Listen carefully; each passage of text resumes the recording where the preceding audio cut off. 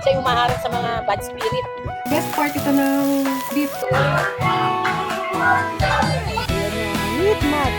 Yung corgi nila. Celebration ng birthday ko. Nandito kami ngayon sa Grumpy Joe, Pampanga. And with me, kasama ko ang aking second son, si Bunso, yung nag-treat sa amin. At saka yung mga sister-in-law ko. Ayan. Kumari ito. Pakita ko sa inyo. Ayan. Yan. Yan sila. Ngayon pa lang kami dumating at ngayon pa lang nag-order. So, ito yung background namin. Nandito kami sa window side. Parang aeroplano lang ano. Ano ito? Window side. Yan.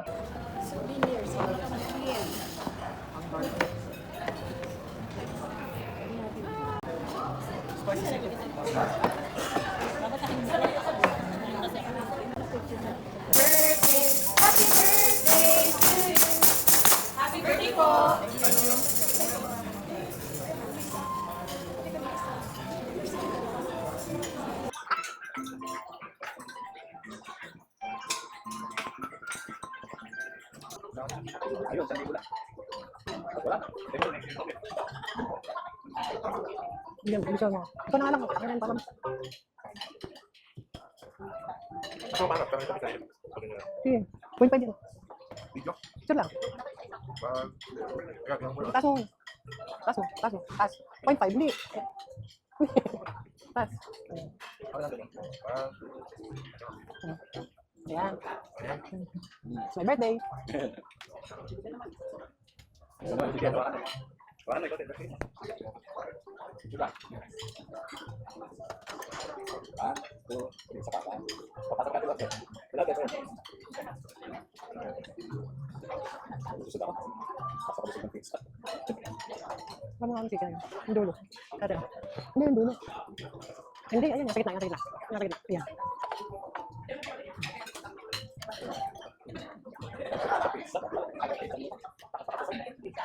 Moments later. Yes, dito kami ngayon sa Clark. Yung oval na nag-walking kami dati, yung 2.2 kilometers ang pinaka-radius niya. Kaso na, So, bali, ito yung ano, ayun yung itsura niya. naging 20. Tapos na. Ganyan siya kalawak. Di ba? Walang penta. Hanggang doon pa yan. Doon. Ewan ko lang kung nakikita niyo yung kamay ko. Doon. Nakikita niyo yung flag. Ayan, yung flag na yon, doon pa yon sa kabila nun. Tapos dito yun. Ayan, yan. Ewan, nakikita niyo yung kamay ko. Yan. Doon, maganda doon. Kasi doon sa side na yon, John. May arkilahan ng bike. Tapos doon pwede mag-bike yung mga bagets. Ang ganda doon. May mga drawing ng mga dino at saka ewan parang mga rainbow doon sa kalsada, sa mismong dinadaan ba, sa truck. Saka meron silang din drawing na meron silang yung mga bike ng mga bagets ay may truck ba. Ganda. Poging-pogi oh. Ano pangalan, kuya? Ano? Ha? Mat! Come in! Mat! Halika magkape tayo. Mat! Kape tayo, Mat! Mat! Ayan o. Meat mat. Ayan. Yung corgi nila. Ala, meron pa siyang belt bag. Lagyan kami siyang camera. Dito. Oo. Kasi si John Pax ng nagkaka-camping. Puro shih tzu yung ano niya. Yung daladala niya. Dun sa, yung bang naka-tiktok-tok. Kinakabitan niya ng camera yung ano niya. Yung mga, kabitan mo camera para alam yung pag tumakbo siya. Oo. Lagyan mo ng action cam. Tapos papahabol ka sa kanya. Hirap lang pong kasama, ano eh. Ayun. Harap po yung nanunungkap. Yun nga. Ayun. Hindi niya po, ano siya. Mat! Yung sa amin naman nang dadamba. Ganun din Ayun. Pero napakalambing na. Malambing. Oo. Matakaw. Mat! Oo. Yung sa amin na ganyan kasi ano. Yan. Sige, bye-bye. Thank you. So, ito na yung coffee. Galing sa The Porch. Cheers!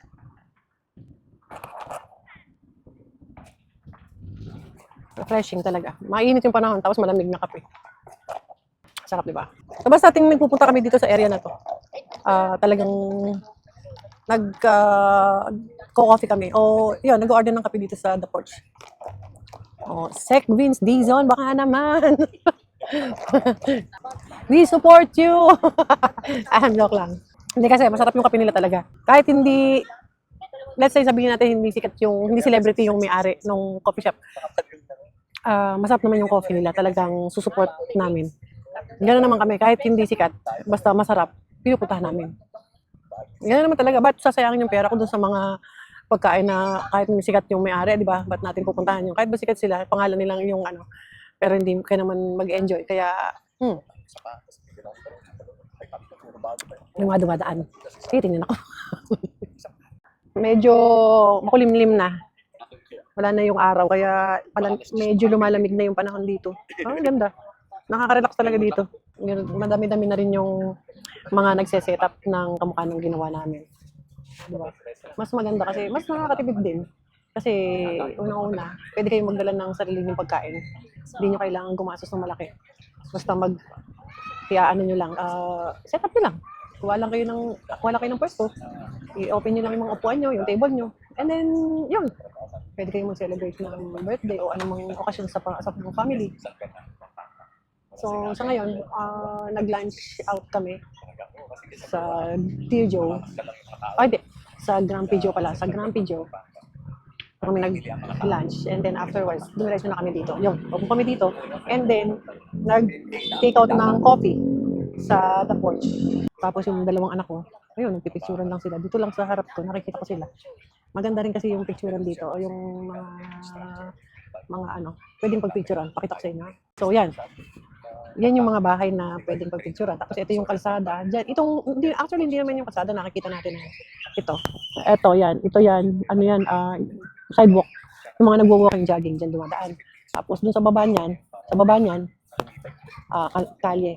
Kung saan dumadaan yung mga sasakyan.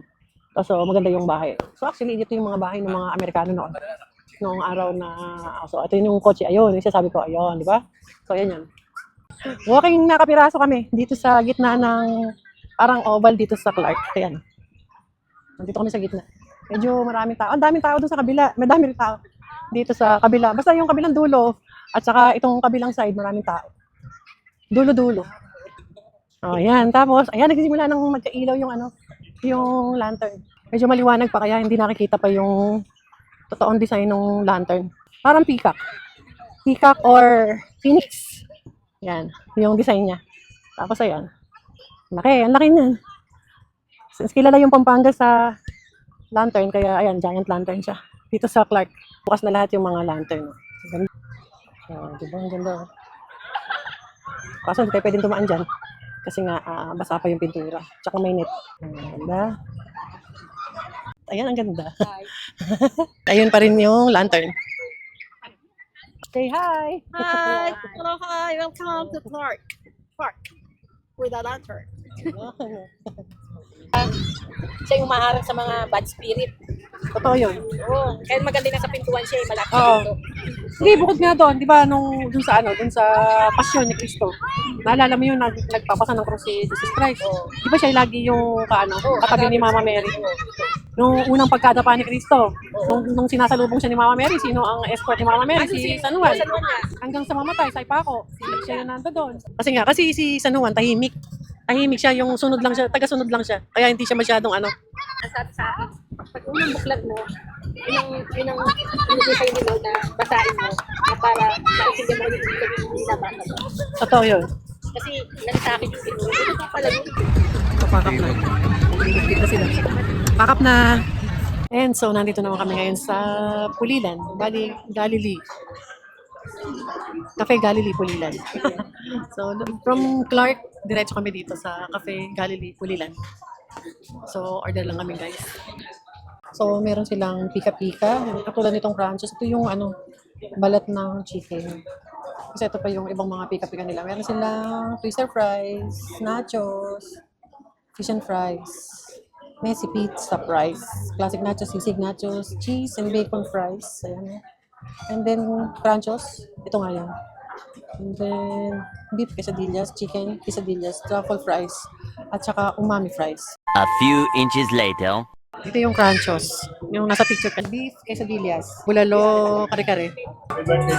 Thank you!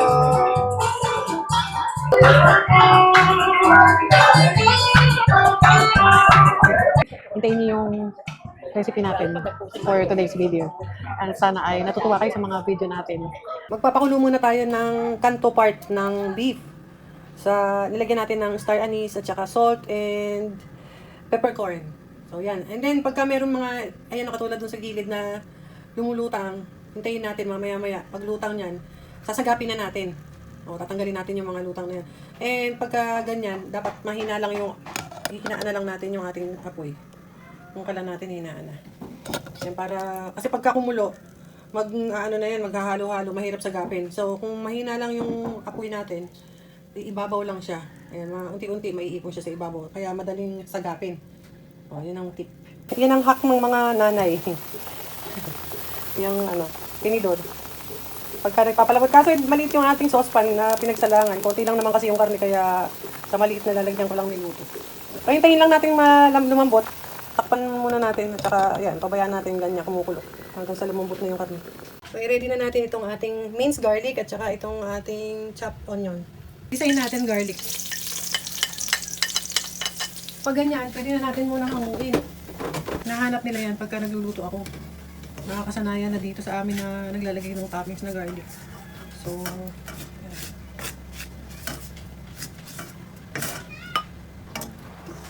So, garlic oil na yan. Pwede na natin idagdag itong onion.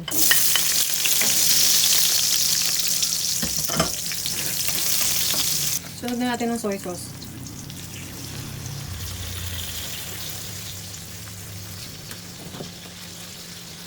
So, laging tansyameter lang tayo guys ha. Hindi tayo nagsusukat kasi. Tinatansya ko lang. Ilalagay na natin yung ating kinalambutan na kamto. So, best part ito ng beef para sa pares. Siguraduhin nyo na malambot na talaga yung inyong beef na. Kasi para masarap sa inin. Haluin lang natin para magisa na siya. Kaya lang natin na magisa yung kulay ng soy sauce natin. Ay kumulay dun sa ating beef. Ang sarap.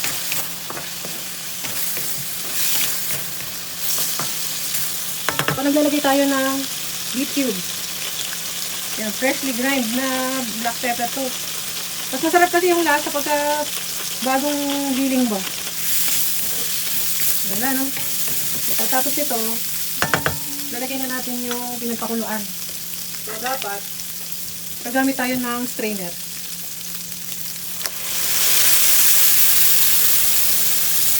So, para natatanggal yung dumi dun sa, sa kulo. Ayan, no? Diba? Pag kulo nitong konti, lalagyan natin siya ng sugar. So, add na tayo ng brown sugar. So, dahan-dahan lang para hindi masyadong tumamis. Ito na yung pinaka last part. Maglalagay na tayo ng pampalapot. Yan, ito na yung consistency na maganda. Yan, saka makintabi yung sabaw niya. Yung pinaka sauce. So, kain na tayo guys. Panguin na natin. Sarap yan. Hindi, yung mga puti na yun, hindi yun hindi yun sebo taba. Yan Tinikmo ko kanina, hindi siya sebo. So, perfect yung pinaka-sauce niya. Spring onions. Lagay din tayo ng ating ibinusa o ang tawag doon. Basta niluto natin na garlic. Ayan. Nahanap nila. Pero yung iba ititira natin para mamaya pagkain nila maglalagay ulit. Hinahanap kasi nila yan. Ayan Ang ganda Kain na tayo guys. At ito nga guys, tatapusin ko na ngayon yung ating araw, yung video natin at muli-iwan ako na yung mga bagay na hindi natin kaya sa mga edad natin, ipaubayan na natin sa mga kabataan. And gaya ng sinasabi ko, huwag na tayo masyadong mag-ambisyon na mataas, na mabilisan. Dapat gawin natin na sabi nga nila, yung para tayong makakabang sa hagdan. And one step at a time. At gaya ng sinabi ko nung nakaraan, our story will end, but the memories will remain. So, yan lamang guys. Hanggang sa muli. And see you next time. Bye-bye!